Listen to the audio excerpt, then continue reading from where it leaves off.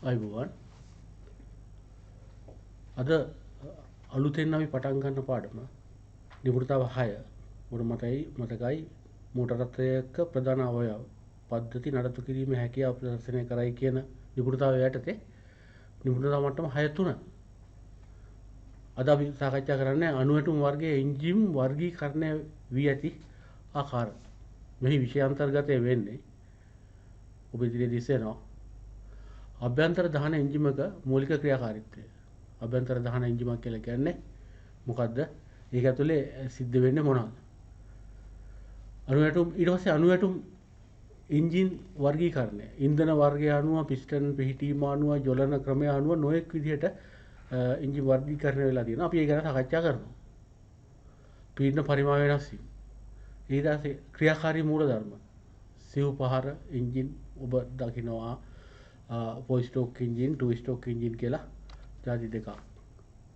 මෙහි ඔබ මේ පාඩම අවසන් වුණාන් පස්සේ ඔබට අත් වෙන ප්‍රතිඵල තමයි මෙහි දැක්වෙන්නේ.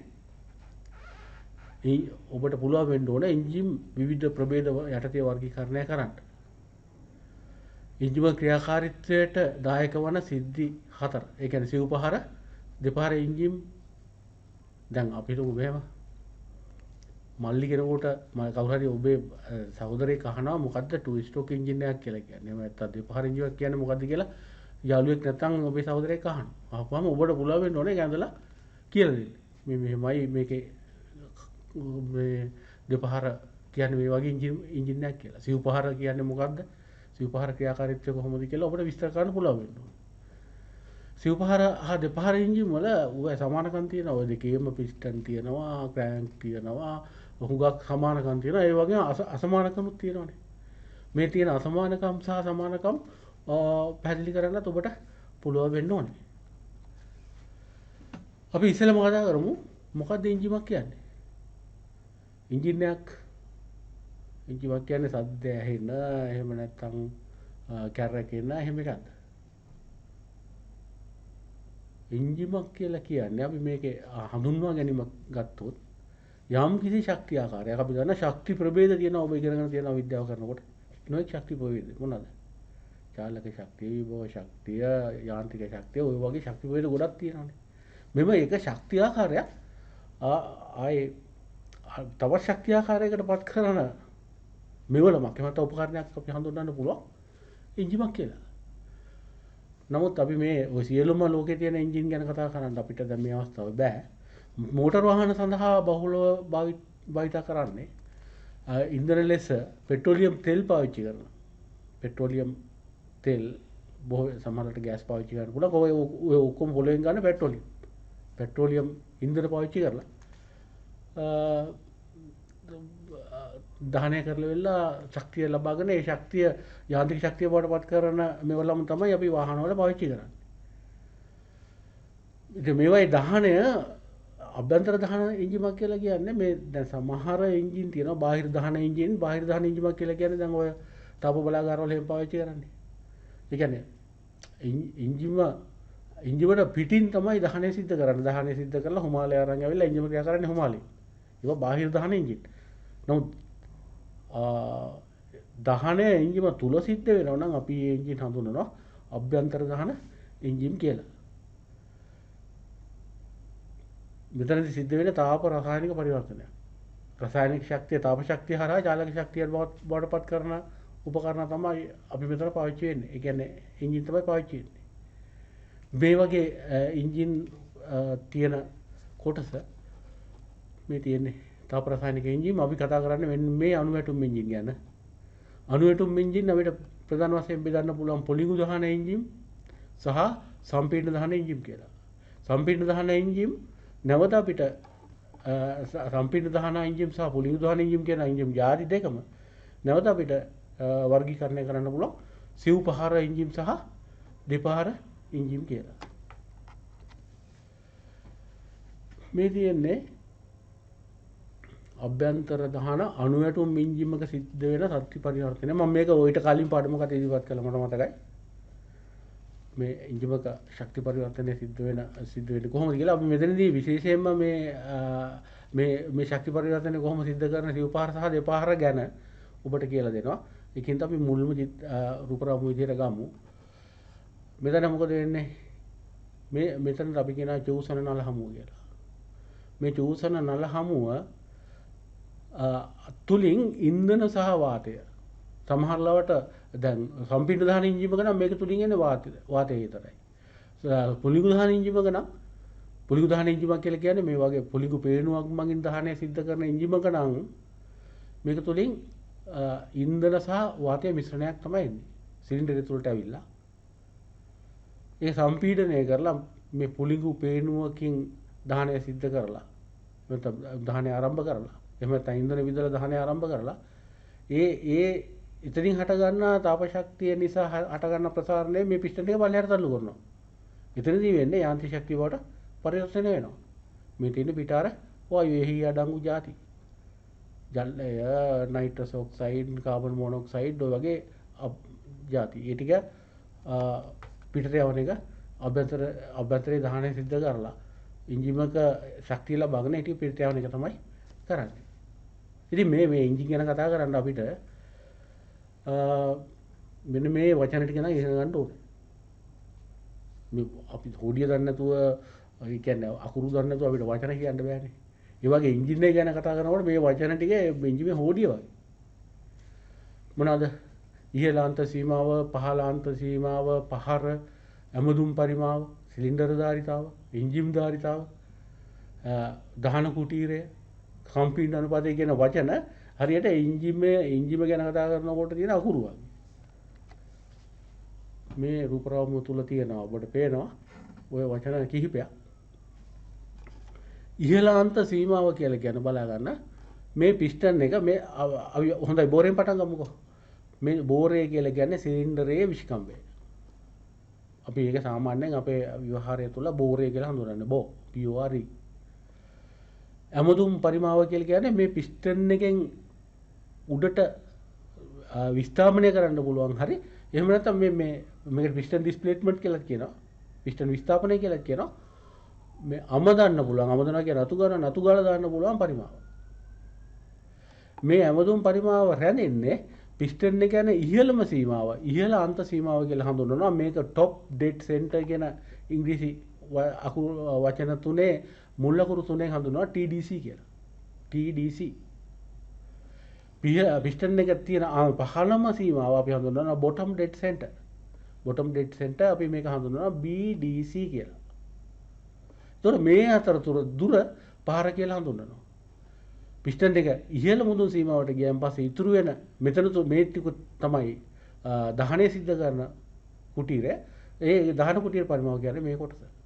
එතකොට මේ තියෙන පිස්ටනය. පිස්ටනය අපි දැන් මෙතන වාචිකව දක්වලා තියෙනවා. පිස්ටනය කියලා කියන්නේ සිලින්ඩරය තුල දහන කුටීරය පැත්ත සහ දඟර කඳු කුටීරය පැත්ත වෙන් කරන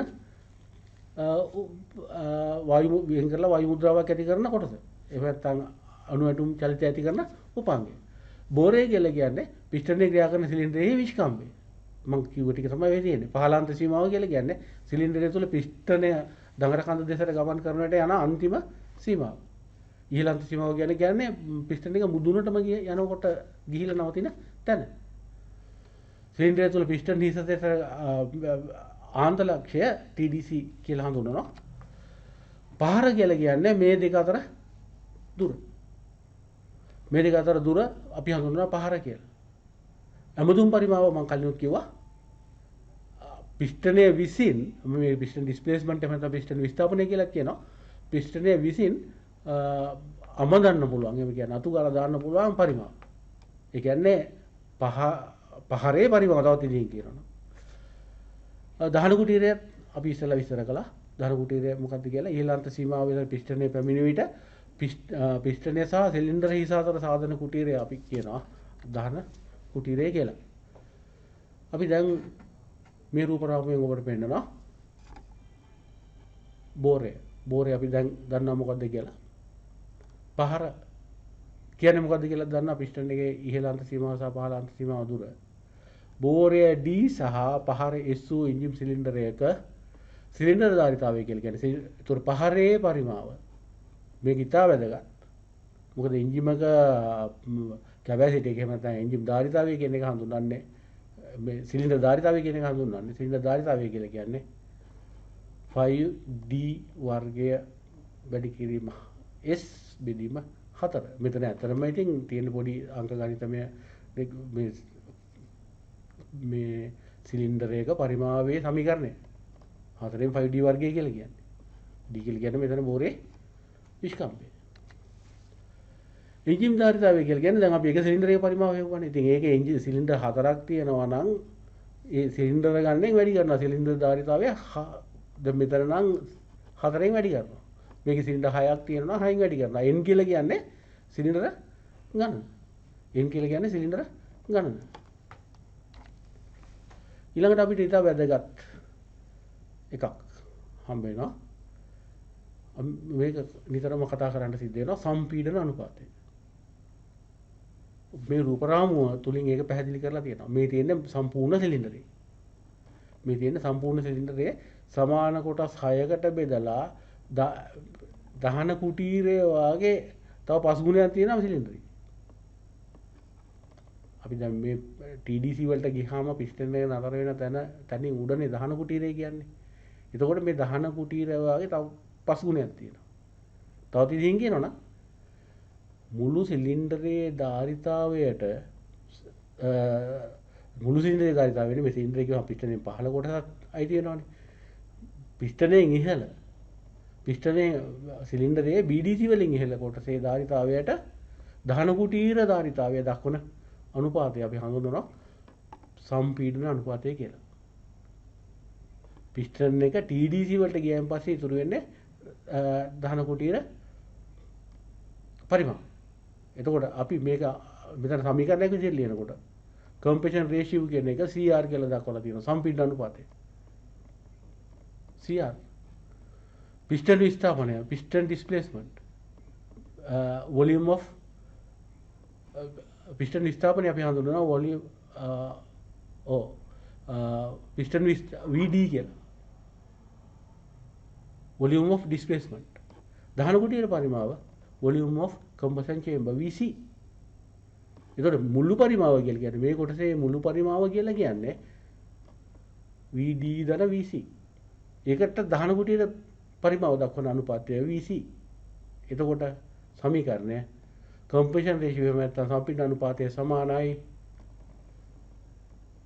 පිස්ටන් විස්ථාපනය ධන දහන කුටියේ පරිමාව බෙදීම දහන කුටියේ පරිමාව. මේ උදාහරණයේ මේ කොටස් 6ක් එකකට සම්පීඩන වෙලා තියෙනවා. එහෙනම් මේකේ පරිමාව මේකේ සම්පීඩන අනුපාතය වෙන්නේ 6ට 1යි කියලා ඔබට දැනෙනවා. අපි හිතනවට වඩා පරණයි මේ එන්ජිම සිව්පහර චක්‍රය. සිව්පහර එන්ජිම ෆෝස්ටෝ 1864 1864 තමයි මේ සිව්පහර එන්ජිම මේ විද්‍යුතුන් දෙදෙනා හොයාගත්තේ ඔටෝ සහ යූජින් කියන යූජින් ලැන්ජින් කියන විද්‍යුතුන් දෙදෙනා. ඉතින් බලන්න අපි අද කොච්චර ඔටෝමොබයිල් කොච්චර දියුණුවලා තිබුණා තාමත් ඔය 1864 තිබිච්චි ඒ යුවල හොයලා දීපු සම්පීඩන චූසන පහර සම්පීඩන පහර බල පහර සහ පිටාර පහර කියන එන්ජිමම තමයි තව ඔය කොච්චර දියුණුව කිව්වත් යන්නේ. බලමු මේ තියෙන ක්‍රියා කරන එන්ජිමක වීඩියෝ ක්ලිප් එකක්. චූසන පහර 1 2 සම්පීඩන පහර බල පහර පිටාර පහර චූසන පහර සම්පීඩන පහර බල පහර පිටාර පහර. දැන් අපි ඔය විස්තරාත්මක ඊට ඉස්සෙල්ලා අපි අපිට පුළුවන් වෙන්න ඕනේ මේ එන්ජිමේ කොටස් නම් කරගන්න. පිස්ටන් එක චූසන හමුව චූසන වැල්වේ නැත්නම් චූසන කපාටය පිටාර වැල්වේ නැත්නම් පිටාර කපාටය අපි මේවට කියනවා කැමි දඬු කියලා. අපි ඕක ගැන ඉස්සරහට කතා කරනවා. පිටාර නල හමුව සිලින්ඩර බෝරය පිස්ටන් අත දඟර කඳ තෙල් දෙන අපි මීට කලින් පාඩමේදී සවිස්තරව කතා කළා. බලමු සිව් පහරේ පළවෙනි පහර විදිහට හඳුන්වන්න පුළුවන් චූසන පහර. චූසන පහර තුලදී මොනවද සිද්ධ වෙන්නේ? ඔබට පේනවා මේ පින්තූර රාමුවත් එක්කලා. පිස්ටනය ඉහළ අන්ත සීමාවේ ඉඳලා පල්ලෙහාට ගමන් කරනවා. මේ උඩ ඉඳලා පල්ලෙහාට ගමන් කරනවා. ඊතලෙන් දක්වලා තියෙනවා. ඒ වෙලාවට චූසන වැල්ලේ විවෘත වෙලා තියෙනවා. දඟර කඳ වට භාගයක් කරගෙනවා. මේ උඩ ඉඳලා TDC ඉඳලා BDC දක්වා යනකොට දඟර කඳ වට භාගයක් කරගෙනවා. එතකොට මේ චූසන වැල්ලේ ඇරිච්චාම මේක හැදෙන අර්ධ රික්තය පුරවන්න චූසන නලහමුව හරහා වාතය ඇතුළට ඇතුල් වෙනවා. පිටාර වැල්ලේ වැහිලා තියෙනවා. ඒ චූසන පහර. සම්පීර්ණ පහර. මේ දැන් පහරවල් දෙකම වැල්ව දෙකම වැහිලා. මේ වැල්ව දෙකම වැහිලා. මොනවාද වැල්ව දෙක? චූසන වැල්වේ සහ පිටාර වැල්වේ කියන දෙකම වැහිලා. මේකෙදි මොකද වෙන්නේ? සම්පීර්ණ පහරේදී පිස්ටනය පහළ අන්ත සීමාවේ ඉඳලා ඉහළ මුදුන් සීමාව කරා ගමන් කරනවා. වැල්ව දෙකම වැසිලා පවතිනවා. ඇතුළට ගත්තු ඉන්ධන මිශ්‍ර වාතය හෝ වාතය සම්පීර්ණ වෙනවා. මේ පුළිඟු දහන එන්ජිම එක නම් අපි ඇතුළට ගන්න ඉන්ධන මිශ්‍ර වාතය. පෙට්‍රෝලුයි වාතයයි මිශ්‍ර කරලා නැත්නම් ගෑසුයි වාතයයි මිශ්‍ර කරලා ඉන්ධන මිශ්‍ර වාතය තමයි ඇතුළට ගන්න. ඩීසල් එන්ජිම එක එහෙම නැත්නම් සම්පීර්ණ දහන එන්ජිම එක නම් මේක ඇතුළට ගන්න පිරිසිදු වාතය විතරයි. එයා ක්ලීනර් එක කරහා පිරිසිදු කරපු වාතය විතරයි. දැන් පිස්ටන් එක තවත් වට භාගයක් කරගියා. මේ වෙනකොට වටයක් කරගිලා. සම්පීර්ණ පහර අවසන් වෙනකොට. පිස්ටන් එක උඩට ගියා. මොකද වෙන්නේ? ඩෝංගල පත්තු කරන කවුද? ගිනි තියෙනවා. පුළිඟු පෙනුම මගින්. එහෙම ගිනි තියපුවාම මෙතන මොකද වෙන්නේ? විශාල ගිනි ජලාවක් හැදෙනවනේ. මේක නිසා විශාල තාප ප්‍රමාණයක් මෙතන නිදහස් වෙනවා. ඒකින්ද උෂ්ණත්වය ඉතා ඉහළ යනවා. මේක තුල හිරෙලා තියෙන වාතය තා විශාල වශයෙන් ප්‍රසාරණය වෙනවා. ඒක මතින් නැති කරන බලය මගින් පිස්ටන් එක පල්ලෙහාට තල්ලු කරනවා. අපි මේකට කියනවා කාර්ය පහර කියලා. මේ වැඩේ කරගන්න තමයි මෙච්චරලා අපි දඟලුවේ. බල පහර ඇති කරගන්න තමයි අපි අනිත් පහරවල් ඔක්කොම පාවිච්චි කරන්නේ. එතකොට පිස්ටන් එක ඉහළ මුදුන් සීමාවේ ඉඳලා එහෙම නැත්නම් ඉහළ අන්ත සීමාවේ ඉඳලා පහළ අන්ත සීමාව කරා ගමන් කරනවා. දඟර කඳ තවත් වට භාගයක් අරගෙනවා. මේ පුළිඟු පේනුවෙන් ගිනි තියපුවාම නැත්නම් පුළිඟුවක් නිකුත් වෙච්චාම මෙතන දහනය සිද්ධ වෙනවා. බලපහර. වැල්ලු දෙකම පවතින්නේ වැහිලා. දැන් අපිට උඩ ඉතුරු වෙලා තියෙන්නේ දැවිච්ච වාතය. ඔය නොඑක් අපද්‍රව්‍ය සහිත වාතය.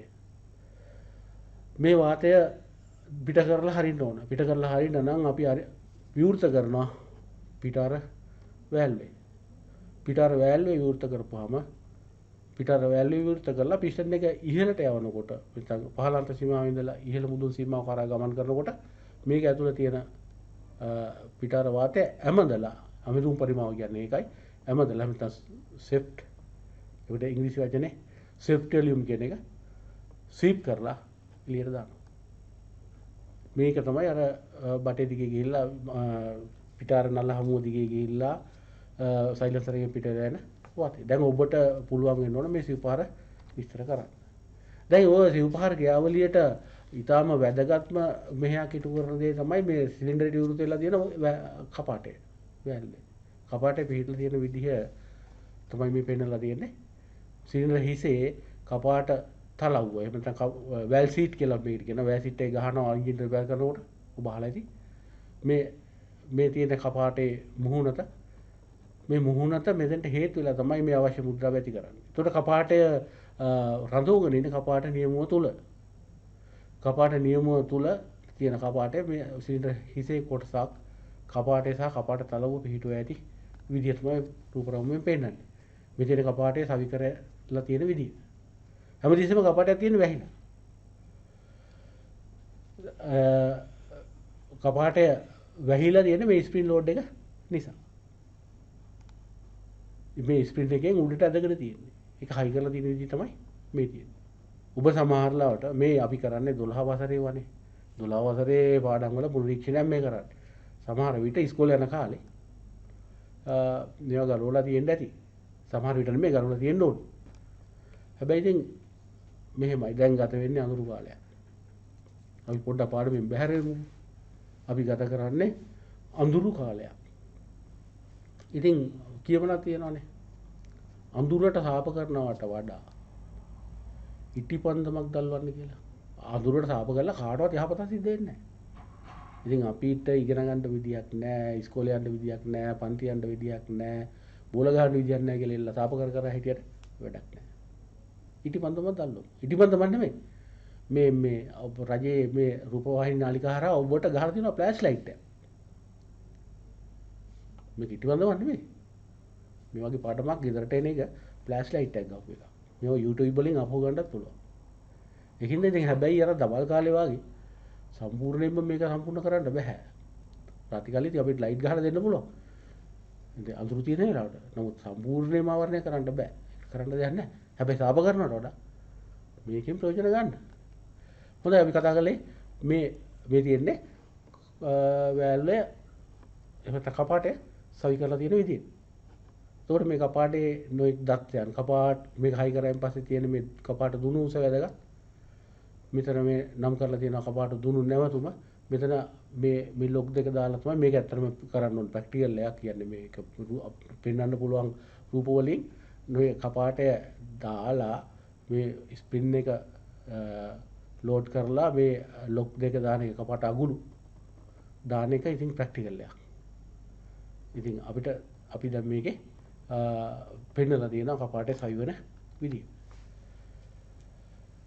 ඊළඟට අපි කියවනේ ඉස්සෙල්ලා සිව්පහර කියනකොට චූසන කපාටය විවෘත වෙනවා කියලා පිස්ටන් එක TDC වල තියද්දි. නමුත් පිස්ටන් එක TDC වල තියලා චූසන කපාටය විවෘත කරපුවාම අපි හිතමු පිස්ටන් එක TDC වල තියෙනකොට එහෙම නැත්නම් ඉහළ මුදුන් සීමාවේ තියෙනකොට චූසන කපාටය විවෘත කරනකොට චූසන කපාටය සම්පූර්ණ කරන්නේ මේ හරියදී.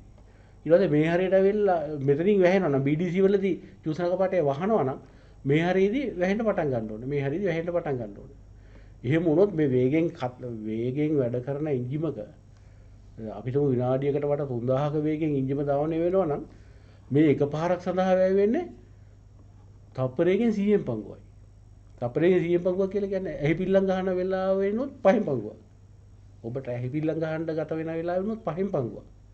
මොකද අපිට ඇහි පිල්ලම් ගහන්න ගත වෙන කාලය තප්පරයකින් 20න් පංගුවක්. එතකොට 100න් පංගු 5ක් තියෙනවනේ 20න් පංගුවකට. ඇහිවිල්ලමක් ගහනකොට පාරවල් 5ක් ගිහිල්ලා. ඒ වගේ සුළු කාලයක් තුල චූසන කපාටය විවෘත කරලා තියලා පුළුවන්කමක් නැහැ ඇතුළට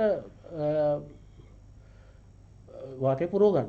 ඒකින්ද චූසන කපාටය කලින් විවෘත වෙන්න හදලා තියෙනවා.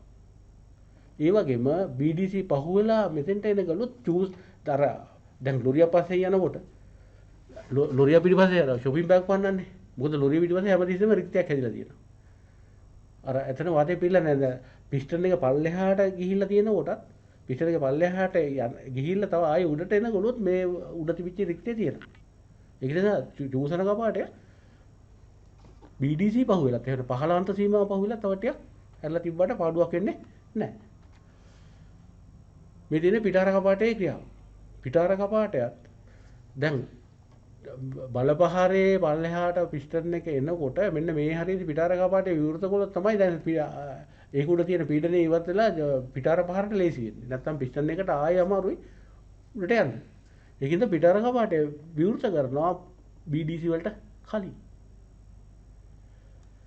ඒත් එක්කම පිටාර කපාටේ මෙතනින් විවෘත කරලා පිටාර කපාටේ වැසීම සිද්ධ කරනවා TDC පහුවෙලා. ඇයි?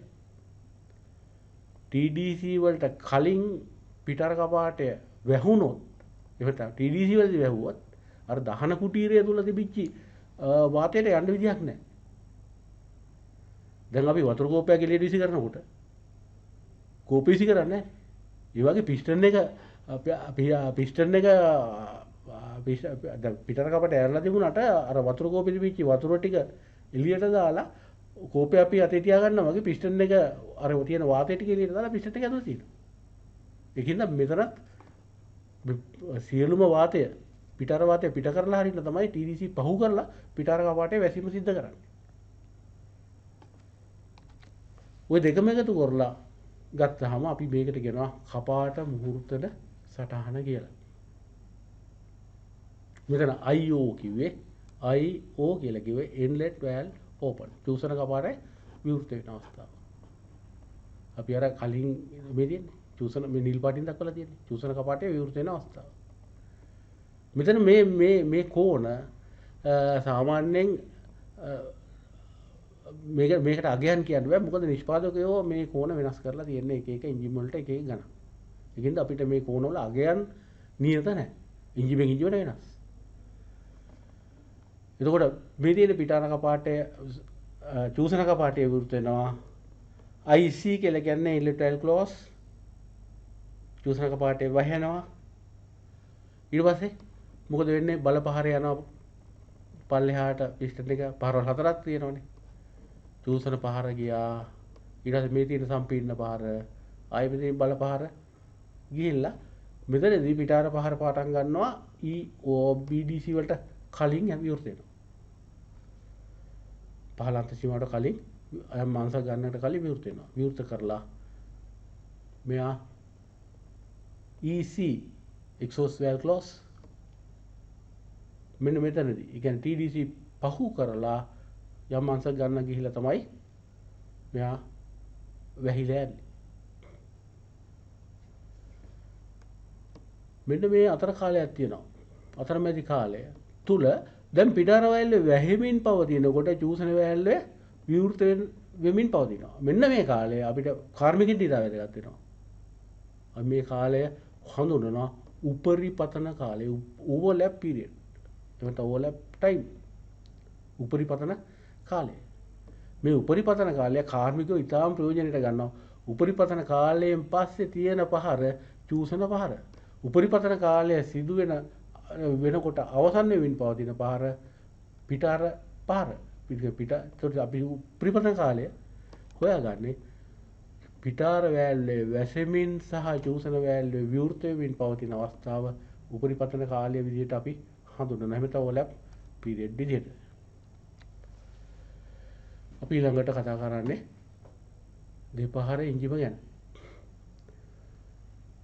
අපි දැක්කා සිව්පහර එන්ජිමක වට දෙකක් අරගෙන ඕන එක බලපාරක් ලබා ගන්න.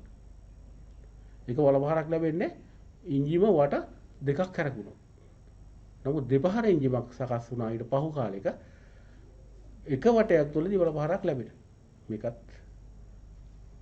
සිව්පහර චක්‍රයේම වට දෙකක් තුල කරපු නිර්මාණයක්. දෙපහර එන්ජිම වල පිස්ටනයේ ඉහළ කොටස සහ පහළ කොටස කියන දෙකම ප්‍රයෝජනෙට ගන්නවා. එහෙම අරන් තමයි මේ පහරවල් ටික ඔක්කොම එක වටයකට පහරවල් හතරක් එක වටයකට ගත්තේ. බලමු. දෙපහර ක්‍රියාවලියේදී පිස්ටනයේ පහළ අන්ත සීමාවේ සිට ඉහළ අන්ත සීමාවට යන පහර අපිට ඕනම් ෆස්ට් ස්ට්‍රෝක් එහෙම නැත්නම් උඩු පහර කියලා හඳුන්වන්න පුළුවන්. එහෙම නැත්නම් පල්ලෙහාට යන පහර සෙකන්ඩ් ස්ට්‍රෝක්. එහෙම නැත්නම් යටි පහර ලෙස හඳුන්වන්න පුළුවන්. මේ දෙන්නේ දෙපහර එන්ජිමක මේ තියෙන ඔබ මේ රූප සටහනේ දකින්නේ දෙපහර එන්ජිමක උඩු පහරේදී සිද්ධ වෙන වැඩ. මේක ඡේදීය මේක ෆොටෝ එකක් නෙමෙයි පිටුරයක් නේ. දෙපහර එන්ජිමක උඩු පහරේදී එහෙම නැත්නම් ෆස්ට් ස්ට්‍රෝක් එකේදී පළවෙනි පහරේදී සිද්ධ වෙන ಜಾති දෙකක් තියෙනවා. එක සිදුවීම් වලක් සිද්ධ වෙනවා පිස්ටන් එක යට පැත්තේ. මොකද්ද වෙන්නේ? අපි මේකට හඳුන්වනවා දඟරකඳ කුටීරය කියලා. දඟරකඳ පැත්තට තියෙන කුටීරය දඟරකඳ කුටීරය කියලා හඳුන්වනවා. පිස්ටන් එකෙන් උඩ පැත්ත අපි හඳුන්වමු දහන කුටීරය කියලා. එතකොට දඟරකඳ කුටීරය තුල එක වැඩකුයි දහන කුටීරය තුල තව වැඩකුයි සිද්ධ වෙනවා. දඟරකඳ කුටීරයේ පරිමාව වැඩි වෙනවා පිස්ටන් එකේ ඉහළට යනකොට. ඒකෝට මේ පැත්තේ අර්ධ රික්තයක් හැදෙනවා. මෙතන තියෙන්නේ චූසන කවුළුව. මේකේ වැල්ව නැහැ, කපාට නැහැ. මෙතන තියෙන්නේ චූසන කවුළුව. එතකොට මේ චූසන කවුළුව තුලින් ඉන්ද්‍ර මිශ්‍ර වාතය ඇතුල් වෙනවා දඟරකඳ කුටීරය තුලට. මේක කලින් සැරේ ගිහිලා තිබිච්ච ඉන්ද්‍ර මිශ්‍ර වාතය සම්පීඩනය වෙනවා දහන කුටීරය තුල. පිස්ටන් එක යන්නේ උඩට. මේ එතකොට පුලිංගු මේක මුදුනට යනවා. මුදුනට අවසන් වෙනකොට පුලිංගුවක් ඇති කරලා බලපාරක් ඇති කරනවා. මේ තියෙන්නේ දෙවන පහරේම නැත්නම් යටි පහර. යටි පහරේදී පිස්ටන් එක එන්නේ පල්ලෙහාට. පිස්ටන් එක පල්ලෙහාට එනවා අපි TDC වලින් නම් BDC දක්වා.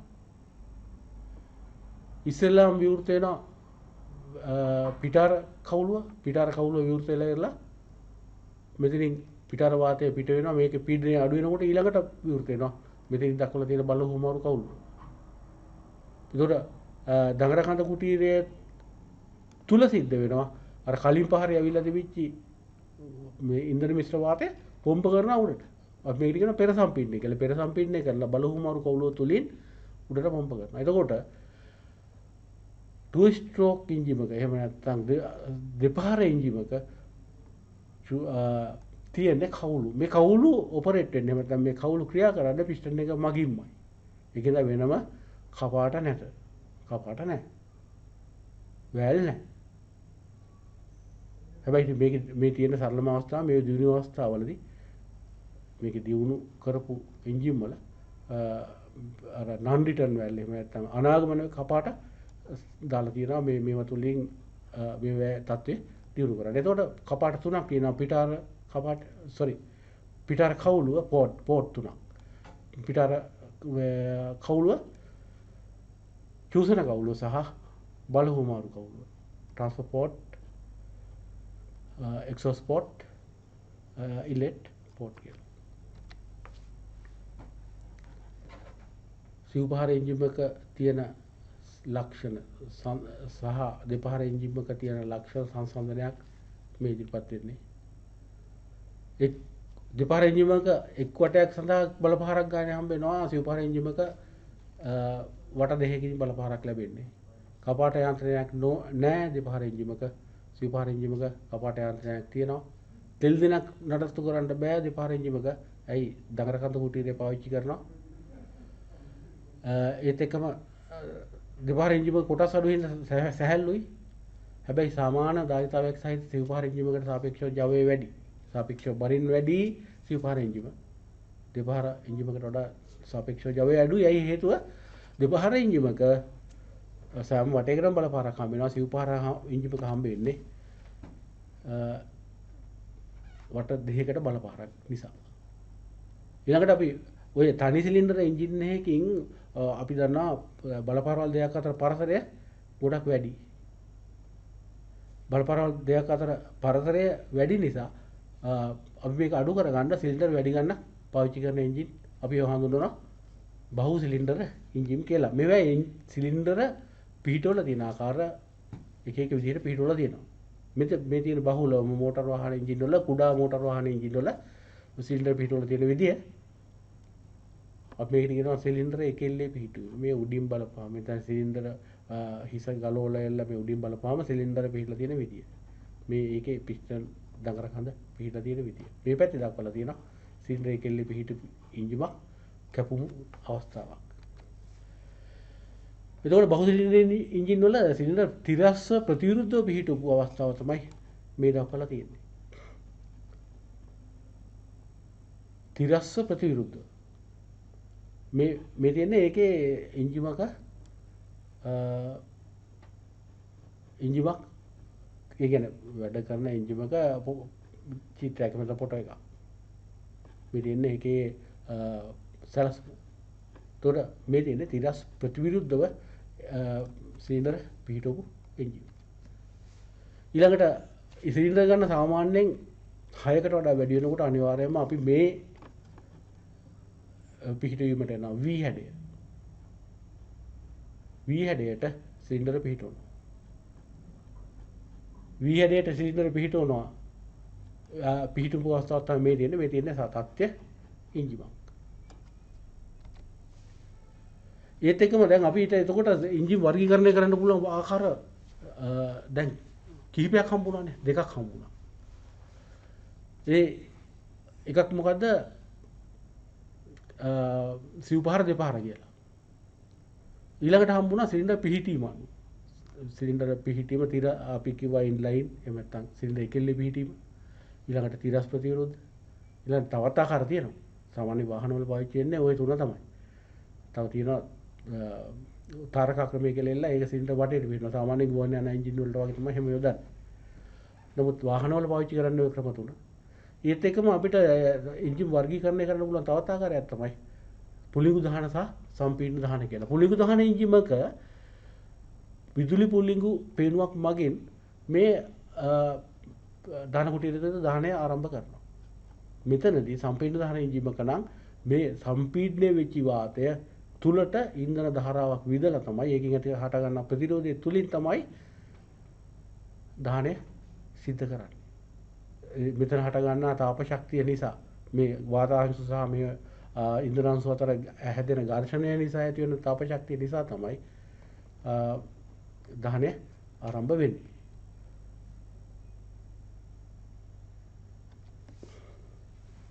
පුලිංගු දහන එන්ජින් සිලින්ඩර තුලට චෝසන පාරිය ඇතුළේ ලබන්නේ ඉන්ධන මිශ්‍ර වාතය.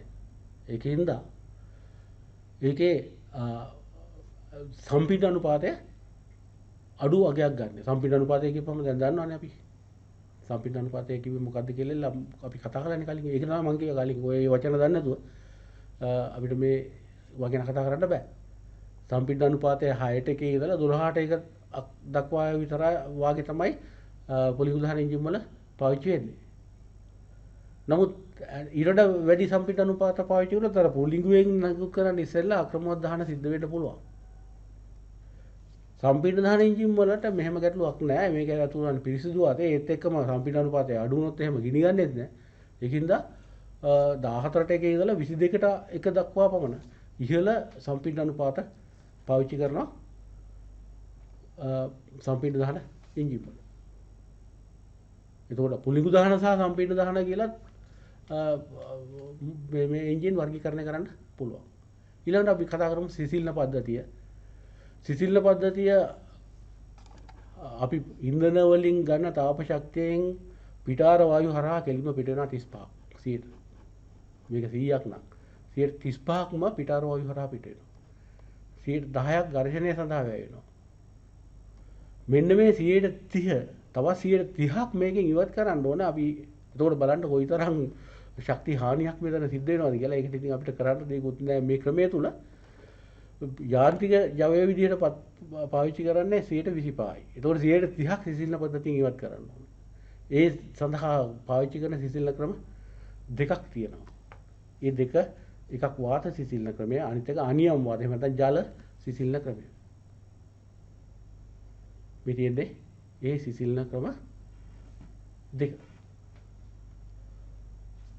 ජල සිසිල්න ක්‍රමය ඒ කියන්නේ ජලය මාධ්‍යයක් කරගෙන ජලය හරහා මේ විකිරකයට තාපය ගෙනල්ලා විකිරකයේ තුලින් සිසිල්නය සිද්ධ කරනවා. මෙතනදී කෙලින්ම වාතය හරහා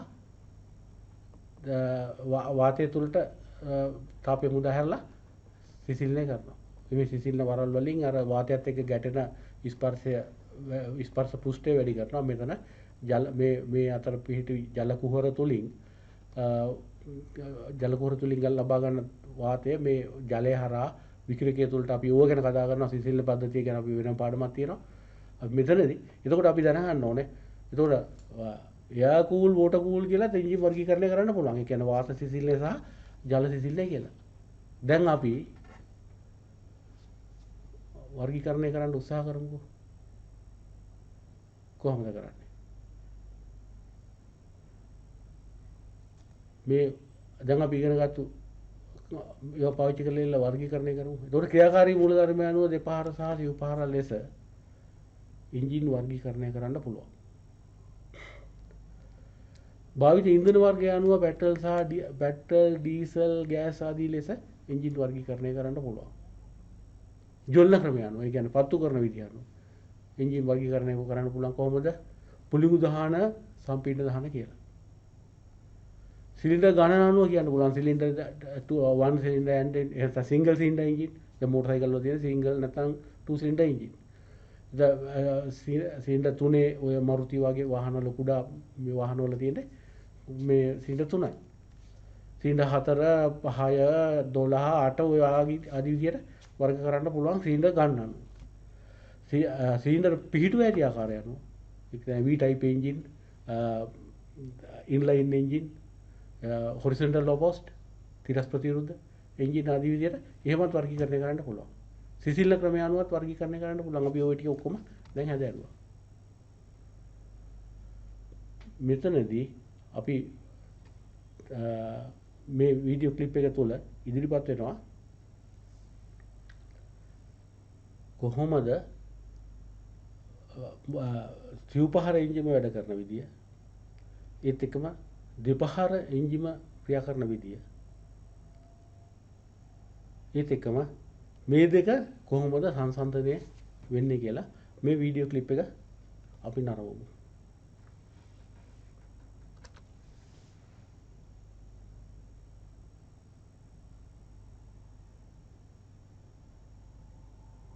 මේ තියන්නේ දෙපහර එන්ජිමක තනි සිලින්ඩර් දෙපහර එන්ජිමක කොටස්. දෙපහර එන්ජිම.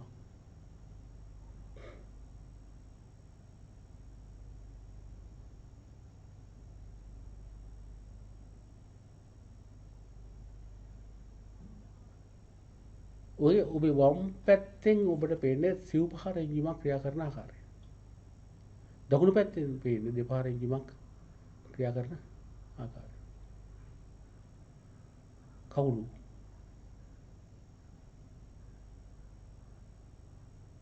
පිස්ටනේ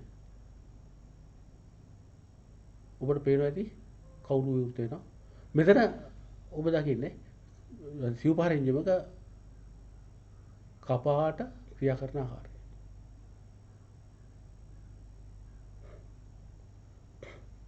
කපාටය සහ හිව්පංග කපාට ක්‍රියා කරන ආකාරය සිව්පහර එන්ජිමක.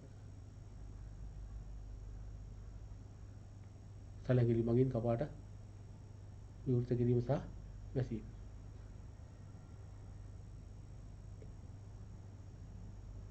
දෙපහර එන්ජිම බලන්න මම අර කතා කරපුවා තියෙනවා. මොකද්ද?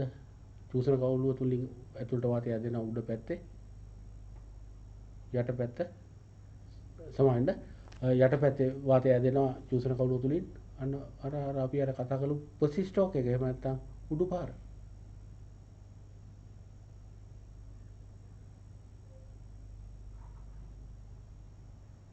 මොකද වෙන්නේ?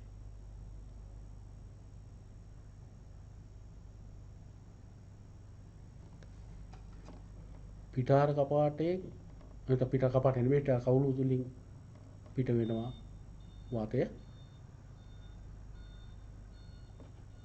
පුලිඟු ඇති වුණා. පිටාර කපාටය තුලින් වාතය පිට වුණා. බලුහු මාරු කවුළුව තුලින්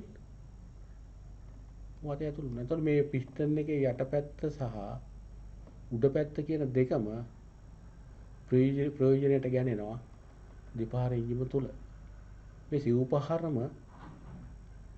සිව්පහරේ ක්‍රියාවලියම එක වටයකින් කරන අවස්ථාවක් තමයි දෙපහර එන්ජිම. අපි නැවතත් මේ වීඩියෝ ක්ලිප් එක නරඹමු. මොකද මේ වීඩියෝ ක්ලිප් එක තුලින් ඔබට ලොකු දෙයක් ඉගෙන ගන්න පුළුවන්. අර දැන් අපි කියු සිව්පහර සහ දෙපහර එන්ජින් ගැන කියපු කතාව මේකේ සජීවීව පෙන්න නිසා.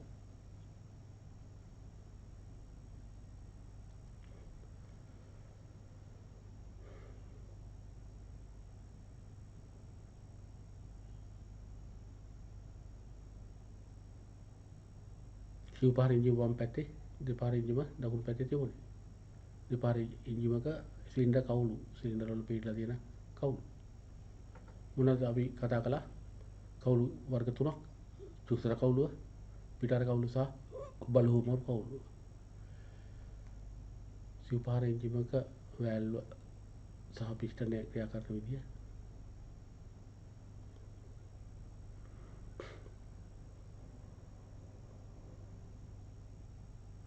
කපාට ක්‍රියා කරන ආකාරය, සලකිලි ක්‍රියා කරන ආකාරය.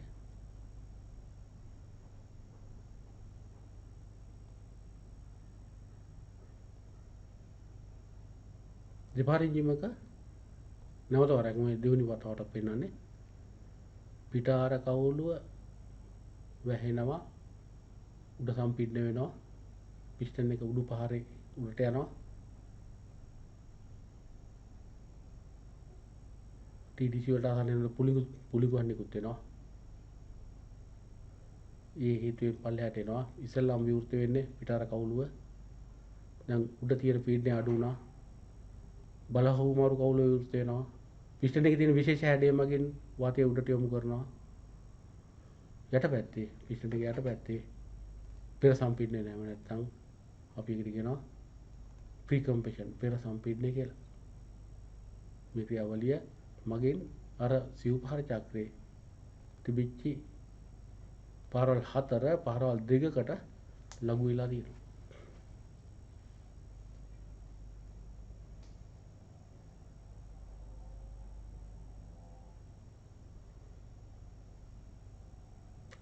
intake precompression transfer.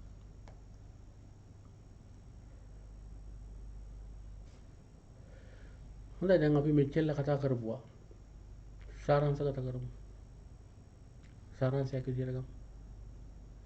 අපි ඉස්සෙල්ලාම කතා කළා සිව්පහර චක්‍රය ගැන.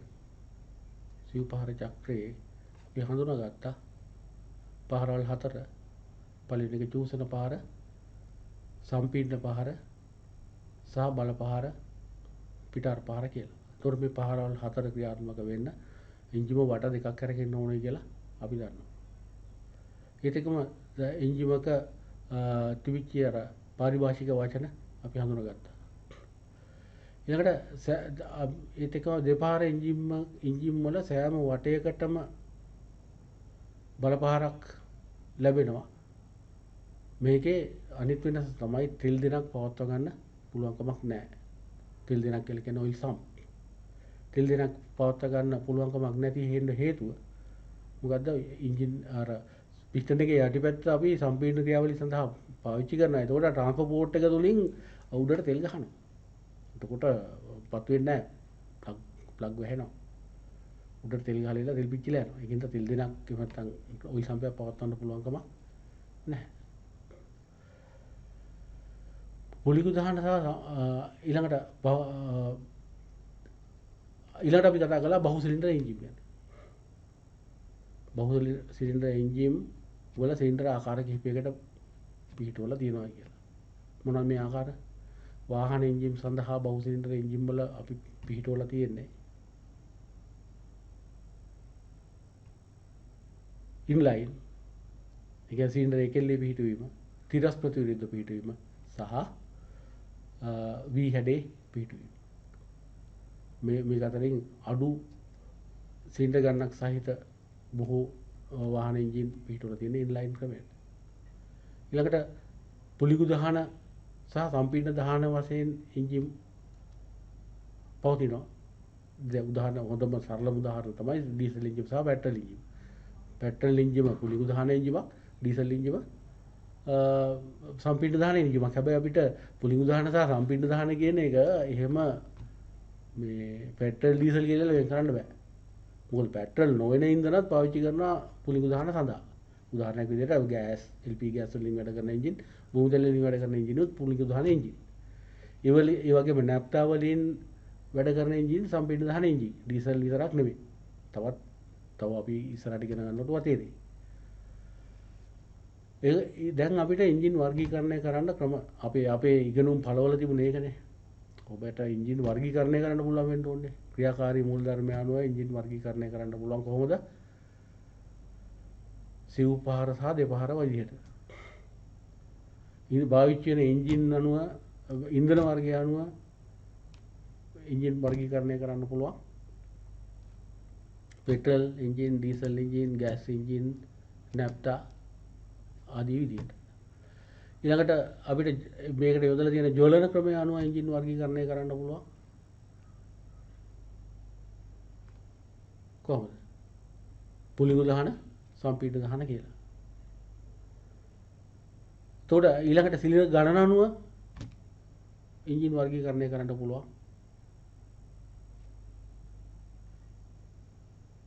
සිලින්ඩර් 1, සිලින්ඩර් 2, සිලින්ඩර් 3, 4, 6, 12, 8 ආදී වශයෙන්. ඊළඟට සිලින්ඩර් පිහිටුවල තියෙන ආකාර අනුව සිලින්ඩර් එකෙල්ලේ පිහිටවීම, තිරස් ප්‍රතිවිරුද්ධ පිහිටවීම, වී හැඩයට පිහිටවීම වශයෙන් වර්ගීකරණය කරන්න පුළුවන්. කූලින් සිස්ටම් එක කියන්නේ සිසිල්න ක්‍රමය අනුව එන්ජින් වර්ගීකරණය කරන්න පුළුවන් ක්‍රමය මොකක්ද? සිසිල්න ක්‍රමය අනුව. එයා කූල් වෝටර් කූල්. එහෙම නැත්නම් වාත සිසිල්නේ ජල සිසිල්නේ. මතක තියාගන්න මේ ජල සිසිල්නේ කියන එක මොකද අපි සිසිල්නේ කියන එකේදී මේ පාඩමේදී ඔය ගැන පොඩ්ඩක් තව විස්තර කරනවා. පොඩ්ඩක් නෙමෙයි හොඳටම විස්තර කරනවා. සිසිල්නේ කියන පාඩමේදී මේ අවසාන වශයෙන් වාතයට තමයි මේ තාපය පිට වේ කරන්නේ. ජලයේ මාධ්‍යයක් විදිහට යොදාගන්නේ. ඒකින්ද මේ ජල සිසිල්නේ කියන එක අපි නිවැරදිම හඳුන්වීම තමයි අනියම් වාත සිසිල්නේ කියලා. කෙලිම වාතය තුලින් නෙමෙයි ජලයේම මාධ්‍යයක් කරගන්න තාපය එළියට ගෙනලා වාතයට උදාහරණ එක තමයි එතනදි සිද්ධ වෙන්නේ. අපි ඒක හඳුන්වනවා අනියම් වාත සිසිල්නේ කියලා. එතකොට ඒ විදිහට අපි දැනට කියමු එයා කූලින් වෝටර් කූලින් කියලාත් වර්ගීකරණය කරන්න පුළුවන්. හොඳයි දැන් අපි ওই පාඩම කරා මේ පාඩමේදී ඔබෙන් බලාපොරොත්තු වෙන්නේ මොකද්ද? එන්ජින් වල සිව්පහර දෙපහර ක්‍රියාවලිය ඉගෙන ගන්න එක. ඒ අනුව අපි එතකොට දහන ක්‍රියාවලිය ඉගෙන ගන්න එක. සිසිල් යානුව වර්ගීකරණය කරන එක. ඔය වර්ගීකරණය එන්ජින් දැන් ඔබට පුළුවන් වෙන්න ඕනේ වර්ගීකරණය කරන්න. ඒත් එක්කම අපි ওই පාඩමට අදාළ වෙන වචන ගොඩක් ඉගෙන ගත්තා. ඉතින් එහි ප්‍රතිඵල ඔබටම අගය ගන්න පුළුවන් වෙන්න තමයි මේ ඇගීමක් දීලා මේක ඊටම වැදගත්. මේක එක ෆොටෝ කරගන්න නැත්නම් සටහන් කරගන්න. සිව්පහර හඳුන්වා දල රූප සටහන් භාවිතා කරමින් එක් පහර විස්තර කරන්න. ඊටම සරලයිනේ. ඒකනේ මූලිකම එක. දෙපහර එන්ජිම ක්‍රියාවලිය හඳුන්වා දල රූප සටහන් ඇසුරින් පැහැදිලි කරන්න. ඊළඟට තුන්වෙනි එකේ කියලා තියෙනවා පහත් සඳහන් පද හඳුන්වන්න. අපි ඒවා ඊටම පැහැදිලිව කතා කරා. මොනවාද? ඉහළ අන්ත සීමාව, පහළ අන්ත සීමාව, පහර, සිලින්ඩර ධාරිතාව, එන්ජිම් ධාරිතාව, සම්පීඩන අනුපාතය මේවා හඳුන්වලා දැන් සම්පීඩන අනුපාතයට වාගයකට පොඩි මේ ඔබට පොඩි ගණිතමය සමීකරණයක් නේ. ඒකට අගයන් දාලා බලන්න. එන්ජිම් ධාරිතාවයටත් එහෙමයි. සිලින්ඩර් ධාරිතාවයටත් එහෙමයි. ඔබට පුළුවන් එක සමහරවිට ඔබට පුළුවන් වෙනවා එන්ජින් එකේ සිලින්ඩර් එක බෝර් එකක් මෙච්චරයි කියලා හිතාගෙන ඒ සිලින්ඩර් ධාරිතාවය මයින්ද. ඒත් එක්කම සිලින්ඩර් ධාරිතාවය දැන් අපි බයිසිකල් වල එහෙම කියන්නේ. සිලින්ඩර් ධාරිතාවය එහෙම නැත්නම් එන්ජින් ධාරිතාවය තමයි ඔය බයිසිකල් වල දැන් 50 cc කියලා ගහලා තියෙන කියුබික් සෙන්ටිමීටර 50යි. ඒක කියන්නේ ඒක සිලින්ඩර් ධාරිතාවය කියුබික් සෙන්ටිමීටර 50යි. ඒ කියන්නේ ඝන සෙන්ටිමීටර 50යි. 125 කියවුවම කියුබික් cc කියලා ගහලා තියෙන එකයි කියුබික් සෙන්ටිමීටර. 125 cc කියලා ගහලා තියෙන්නේ කියුබික් සෙන්ටිමීටර 125 නැත්නම් ඝන සෙන්ටිමීටර 125 ඒ ධාරිතාවය. ඊළඟ එන්ජින් වර්ගීකරණය කර ඇති ආකාර හතරක් දක්වන්න. හතරට වැඩියක් කිව්වද මන්ද? දෙපහර එන්ජිම සහ සිව්පහර එන්ජිම සංසන්දනය කරන්න. මේ තමයි ඔබට මම ඉදිරිපත් කරපු යකි. ඉතින් මේයින් පස්සේ මීළඟ පාඩමේදී අපි Java සම්ප්‍රේෂණ පද්ධතිය ගැන කතා කරනවා. ඒකටත් එකතු වෙන්න ඒකත් ඔබට ඉතා ප්‍රයෝජනවත් වෙයි. මම අර කලින් කිව්වා වගේ මේ අඳුරු කාල පරිච්ඡේදය තුල අපි දෙන ප්‍රබල එළියෙන් ප්‍රයෝජන ගන්න. හැබැයි අපිට දවාල ඇති කරන්න පුළුවන් කමක් නැහැ. රාත්‍රියට අපිට ඉර ගේන්න පුළුවන් කමක් නැහැ. නමුත් අපිට හොඳ එළියක් ඔබට ලබා දෙන්න පුළුවන්. එහෙනම් ඊළඟ පාඩමෙන් හමු වෙනකන් ආයිබෝ.